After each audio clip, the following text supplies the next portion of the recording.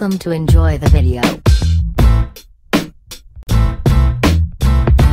The iPhone X is Apple's most important, and most expensive, new smartphone in 4 years, bringing with it a significant change to the design, dumping the home button to usher in a full-screen experience. Thankfully, Apple nailed it. After 4 years of the company recycling the design of the iPhone 6, the iPhone X is a breath of fresh air.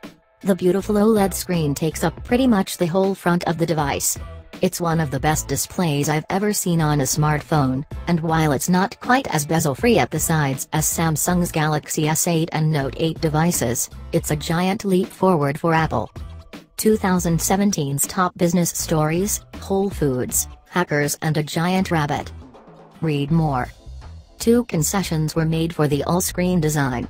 The most obvious is that there is no home button, axed after a decade of service. You might miss it if you have muscle memory from mashing the button every 2 minutes, but I don't. There's also no Touch ID fingerprint scanner, as it has been replaced with Face ID facial recognition technology, more on that later. To get back to the home screen, you swipe up from a line at the very bottom of the screen, which feels much more fluid and engaging than hitting a button. You're meant to swipe up and hold to get to the stack of recently used apps, but I found it quicker and more reliable to use the BlackBerry OS X-esque swipe up and right, or left, gesture. The second concession is equally controversial, the so-called notch. At the top of the screen there's a cutout in the display that houses the earpiece speaker, the selfie camera and various sensors for the true depth camera system that facilitates Face ID.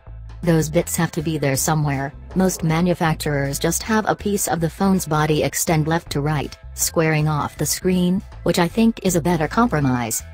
It's something people will either straight up hate, or simply not notice most of the time. My money is on the latter, even though it does look a little bit stupid when watching full-screen video.